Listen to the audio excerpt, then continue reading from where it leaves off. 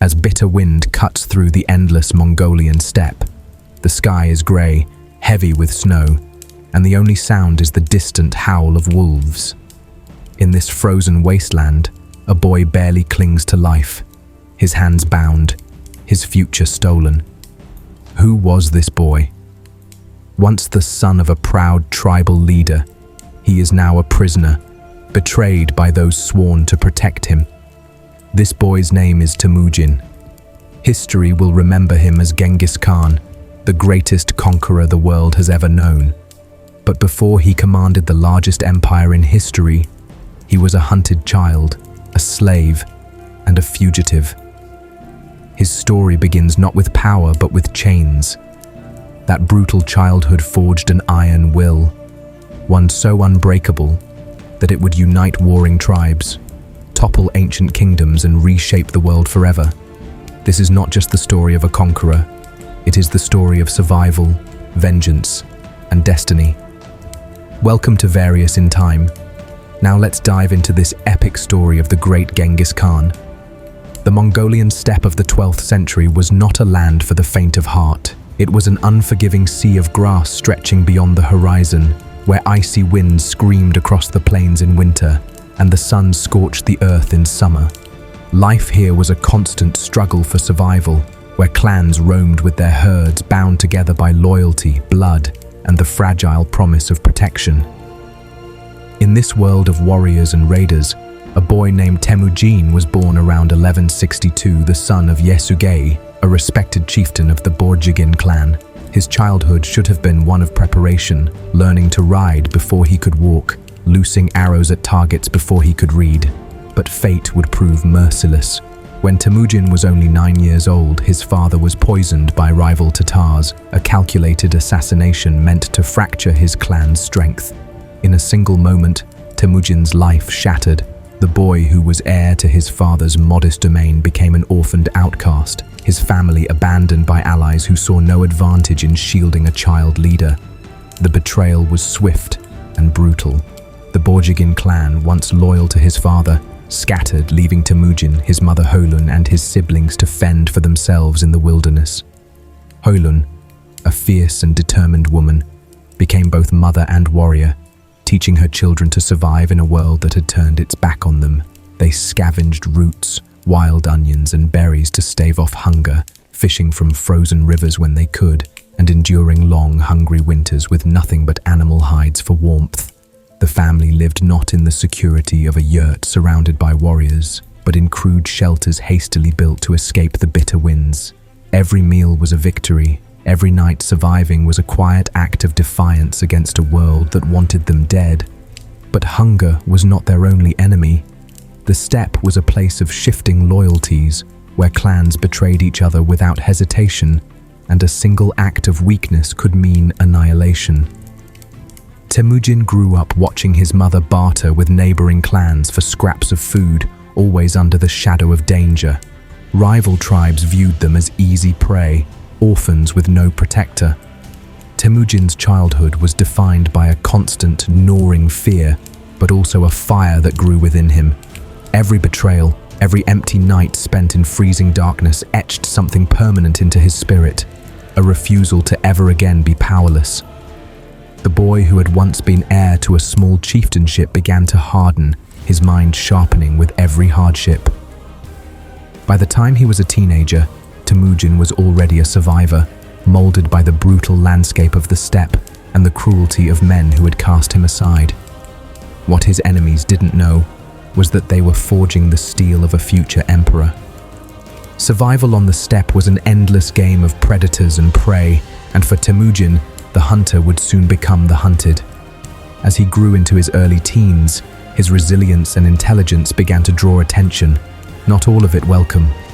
Stories of the boy's leadership skills, his quiet determination, and his refusal to bend to misfortune spread among neighboring tribes. In a land where fear ruled every alliance, an ambitious orphan with potential was a threat. One night, under a sky streaked with starlight, Temujin was ambushed by a rival clan known as the Taichi Ud. They bound him in heavy wooden stocks, a crude but brutal restraint that kept his neck and hands trapped in place, a symbol of both humiliation and control. The boy who had once been a chief's son was now a captive, dragged like an animal from one camp to another, his life reduced to a bargaining chip in the endless political chess game of the Mongolian steppes. For days and nights, Temujin languished in captivity. The wooden kangue chafed his neck and shoulders raw, and the biting wind turned every wound into agony. He was mocked, beaten, and paraded as a warning to anyone who dared to rise above their station. Yet even in these chains, Temujin's spirit did not break. Observing every detail of his captors' routines, he learned the rhythms of their guards, the weaknesses in their defenses, and the character of those who taunted him. The boy's eyes, sharp as a hawk's, took in everything, because deep down, he was already plotting an escape. What the Taichi Ud mistook for submission was something far more dangerous: patience. That patience paid off one fateful night. Under the cover of darkness, Temujin managed to slip away with the help of a sympathetic guard, an older man who saw something extraordinary in the boy and took a risk that could have cost him his life. Temujin fled barefoot into the freezing grasslands, the weight of the kangue still shackled around his neck, forcing him to move slowly, painfully, and silently through the night. Each step was a battle, but with every mile he put between himself and his captors, he was no longer just an escaped prisoner, he was a boy reborn. This escape wasn't just survival, it was transformation. The bitter taste of captivity ignited a relentless drive in him, a vow that no one would ever again hold him in chains. Temujin had tasted helplessness, and it forged him into something far more dangerous than his captors had imagined, a leader in the making, fueled by vengeance, sharpened by hardship, and destined to change the course of history. Temujin's escape was more than an act of desperation, it was the first spark of a legend. The boy who had once been a starving outcast now carried the scars of captivity, a silent reminder of the dangers of weakness. But those scars also sharpened him. Each betrayal he endured, every hunger pang and every freezing night carved him into someone far more formidable than his peers. By the time he returned to his family, Temujin was no longer just a boy. He was a hardened survivor with an unshakable vision. His first step toward that vision was gathering a small band of loyal allies, not through fear or wealth, as most tribal leaders did, but through trust, merit, and loyalty. This was revolutionary. Temujin began rewarding men based not on their family lineage, but on their ability and courage, an unheard of practice in a society where power was inherited, not earned. His charisma and quiet authority began attracting warriors who saw in him something rare, a leader who valued them not as pawns but as brothers. Temujin's growing band of followers became a family forged by adversity. They hunted together, rode for days without rest, and shared every scrap of food. His leadership was rooted in fairness. He divided spoils equally, protected the vulnerable, and demanded discipline from his men. Stories spread across the steppe of this young leader who treated his warriors with respect and honored his word, traits that earned him not just loyalty but devotion. In a world where betrayal was common currency, Temujin's integrity made him magnetic. Slowly, warriors from rival tribes defected to his side, drawn to his vision of unity in a land torn apart by blood feuds and vendettas. He wasn't just gathering soldiers, he was building a movement. Still, survival was an everyday battle. With few resources and constant threats from rival clans, Temujin and his followers relied on cunning and strategy rather than brute strength. They moved swiftly, striking from unexpected angles, and used deception to outwit enemies far larger than themselves. Each narrow escape and daring victory added to Temujin's growing legend. He was no longer just the boy who escaped slavery, he was becoming a leader who inspired loyalty in a land where loyalty was rare. Every man who joined him understood one thing: Temujin was not simply fighting for survival, he was laying the foundation for something far greater, something that would change the fate of the Mongol people forever. The Mongolian steppe had long been a fractured world, a patchwork of clans bound by fragile alliances, old grudges, and a cycle of endless raids. For generations, no single leader had managed to unify these warring tribes, each fiercely protective of its independence. Temujin understood that this division was both the Mongols' greatest weakness and his greatest opportunity. He began a campaign not just of conquest, but of persuasion. He forged alliances through diplomacy, promising protection, stability, and fairness to those who would ride under his banner. For tribes accustomed to betrayal, Temujin's word was as rare as gold, and his vision of a unified Mongol nation was revolutionary. To turn this vision into reality, Temujin introduced military reforms that would transform the chaos of tribal warfare into a disciplined war machine. He abolished the traditional aristocratic hierarchy that favored noble bloodlines and instead promoted warriors based on merit, courage, and loyalty. He divided his forces into units of tens, hundreds, and thousands, creating a system that allowed for precise coordination and battlefield flexibility. This was not just an army. It was an organized, efficient, and devastatingly mobile force capable of striking with lightning speed. Under Temujin's leadership, the Mongols became a force unlike any the world had ever seen, moving across vast distances with unmatched speed and discipline. But unity was not achieved without bloodshed. Those who resisted Temujin's call were crushed with merciless efficiency, their clans either absorbed or annihilated. He combined ruthless punishment with generous rewards, ensuring loyalty through a delicate balance of fear and respect. By his late 20s, Temujin had consolidated power over the Mongol steppe, a feat many had thought impossible. The boy who had once been abandoned and enslaved was now on the path to becoming Genghis Khan, universal ruler, a title that would soon strike fear into the hearts of empires across continents. His people, once scattered and weak, were now united under a single banner, ready to sweep across Asia like a storm. By the dawn of the 13th century, Temujin was no longer just a rising warlord. He had become Genghis Khan, the universal ruler. With this new title came an ambition as vast as the steppe itself. What began as a struggle for survival now evolved into a vision of conquest that would forever reshape history. His army was not the chaotic horde his enemies imagined, but a meticulously organized machine of war. Each soldier, from the humblest archer to the highest general, was drilled in discipline and precision. Genghis introduced a system of absolute meritocracy. Leaders were chosen not for their lineage but for their skill and loyalty. This shattered the old Mongol aristocracy, turning his army into a fearsome brotherhood where every man believed he could rise through the ranks if he proved himself in battle.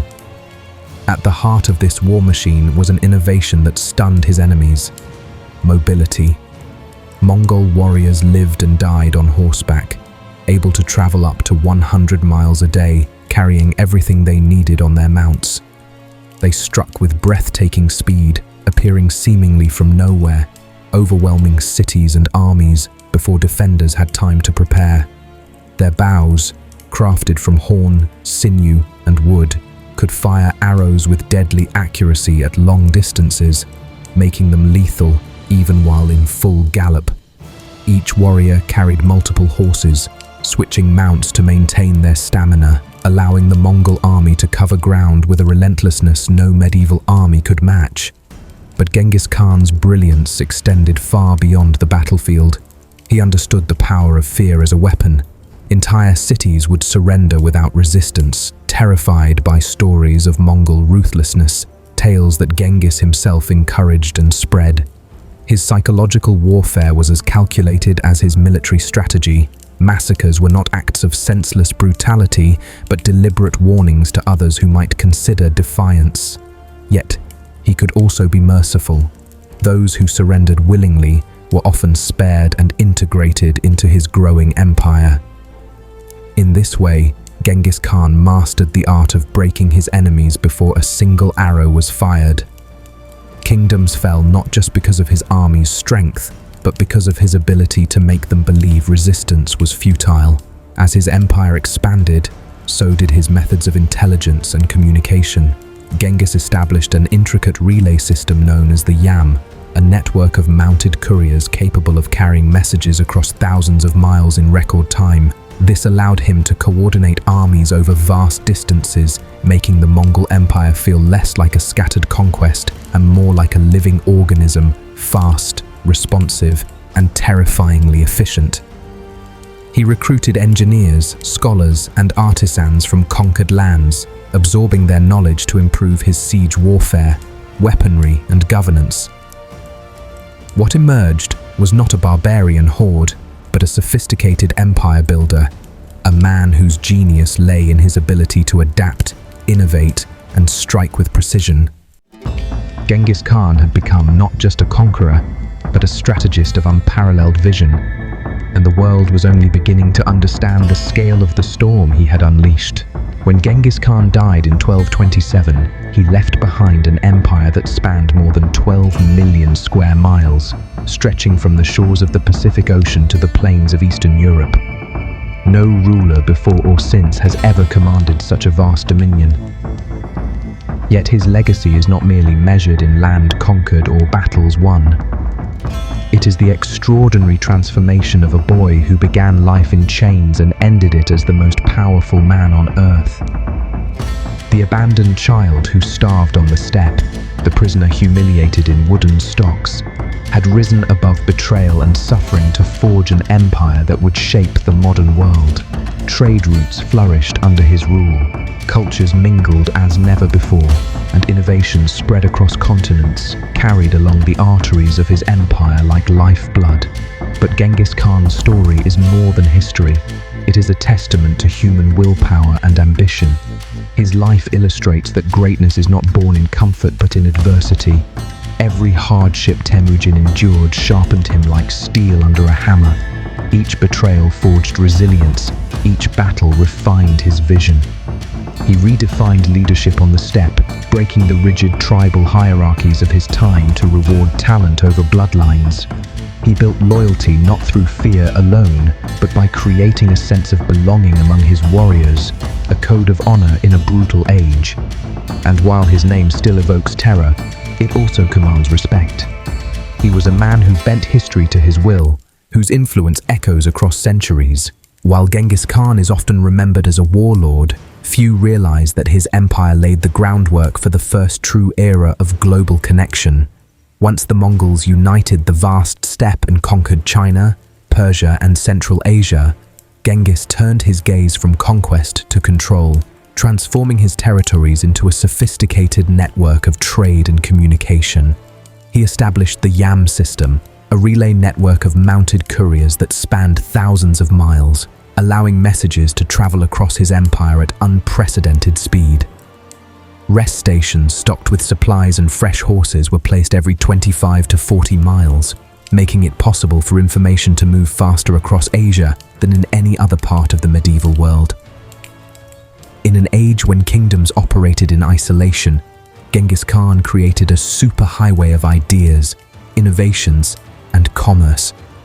This connectivity would later become the foundation of the famous Silk Road. Revitalized under Mongol rule, Chinese silk and porcelain flowed westward, while glasswork, textiles, and precious metals from Europe and the Middle East journeyed east. But more than trade goods, it was knowledge that spread like wildfire. Mathematics, medicine, engineering, and astronomy passed freely between cultures, propelled by the stability Genghis Khan imposed on his empire.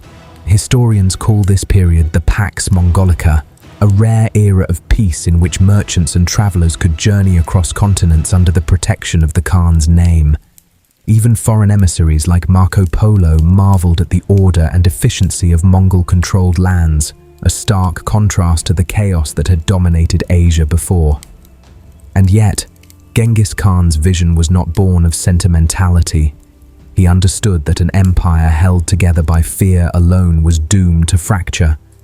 So he introduced policies that were ahead of their time.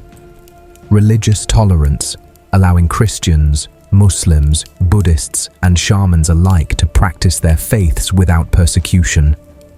Legal reforms that standardized justice across the empire, and systems of census-taking and taxation that strengthened his administrative grip. In his ruthless efficiency lay a pragmatic wisdom. Stability meant wealth, wealth meant loyalty, and loyalty meant longevity. In this way, Genghis Khan was not merely a destroyer of worlds, but their architect, reshaping Eurasia into a single interconnected system. His name may strike terror, but his influence is felt every time trade, travel, or cultural exchange bridges a gap between nations. The boy who was once bound in chains did not just conquer kingdoms, he tied them together in ways that changed the course of history forever. Even in death, Genghis Khan refused to surrender his secrets. In 1227, at the height of his power, the great Khan died under circumstances shrouded in mystery. Some chronicles whisper of a fatal fall from his horse, others speak of illness or an assassination by a Tangut princess seeking revenge. The truth remains buried, just like the conqueror himself. In accordance with his wishes, his body was carried back to Mongolia under a veil of silence. The funeral procession allegedly left a trail of blood, killing anyone who witnessed it, ensuring no soul could reveal the path of the fallen emperor. Legends claim that rivers were diverted to conceal his grave, that forests were planted over it, and that even his own soldiers were executed after the burial to keep his final resting place a secret. Over 8 centuries later, the tomb of Genghis Khan has never been found. This mystery has captivated historians and treasure hunters alike. Expeditions armed with satellites and ground-penetrating radar have scoured the mountains of Khenti province, yet all have failed to uncover his grave. The Mongolian people, fiercely protective of their ancestor, often discouraged such searches, believing that disturbing his tomb would unleash misfortune upon the world. This silence, this reverence, has preserved one of history's greatest enigmas. For a man who left his mark across continents, it is fitting that his greatest conquest was anonymity in death. The secrecy surrounding Genghis Khan's burial is more than legend. It is a reflection of his enduring power. Even centuries after his death, he commands respect, awe, and fear. His empire may have fractured, but his myth only grew stronger. Every mountain range in Mongolia whispers stories of his resting place. Every unmarked valley fuels speculation. He is not simply a figure from history, but a ghost that haunts the landscape he once ruled. And perhaps that is exactly how Genghis Khan wanted it, to remain untouchable, unknowable, a force beyond the reach of time itself.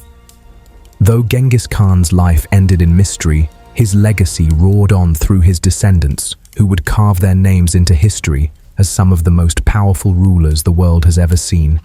His sons and grandsons inherited not just his empire, but his vision of relentless expansion. Under their banners, Mongol armies thundered into Persia, the Middle East, and Europe, leaving even the mighty knights of Christendom trembling. It was his grandson Kublai Khan who would complete the conquest of China, founding the Yuan dynasty and ruling as the first non-Chinese emperor of the Middle Kingdom.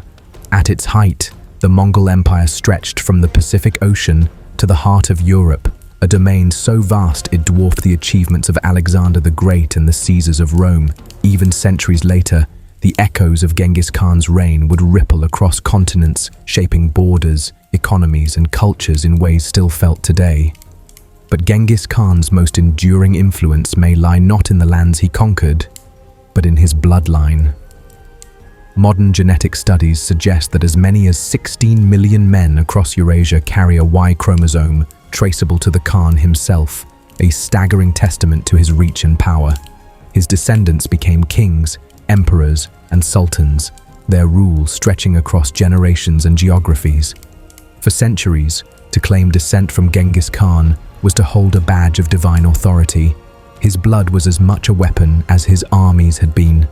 Even after his empire fractured, his lineage commanded respect from Russia to Persia, from the steppes of Mongolia to the palaces of China. He had not just built an empire, he had seeded a dynasty that would shape the destiny of nations long after his name was whispered only in reverence and fear. Today, nearly 800 years after his death, Genghis Khan's shadow still looms over history. He was a conqueror, a visionary, a lawgiver, and a mystery, an orphan who rose from captivity to dominate half the known world. His empire may have crumbled, but his story endures, carved into the memory of humanity itself. From the windswept Mongolian plains to the bustling cities of modern Asia, his legacy is immortal. And as scholars debate whether he was a barbarian or a genius, one truth remains undeniable. Genghis Khan was a force of nature, a man forged by suffering, who bent history to his will and changed the course of civilization forever. Today, scholars debate whether Genghis Khan was a tyrant or a visionary, a barbarian or a revolutionary. The truth is far more complex. He was all of these things: a ruthless conqueror, a master strategist, a visionary leader, and a survivor shaped by a world that showed him no mercy. His life is a story of contrasts: cruelty and mercy, destruction and creation, enslavement and empowerment. In every way, Genghis Khan embodies the paradox of power itself. More than 800 years later, his legacy still rides on the winds of the Mongolian steppe, whispering the same truth he proved to the world. Even from chains, greatness can rise. The winds of the Mongolian steppe still whisper his name. Genghis Khan, the boy who was shackled, the man who conquered empires, and the legend who rewrote history. His story is a reminder that even in the harshest darkness, greatness can rise. Thank you so much for watching and joining us through this amazing journey into the past. If you enjoyed this story, give it a like and share it with fellow history lover. And if this episode left you wanting more, check out our other videos for more untold stories that shaped our world today.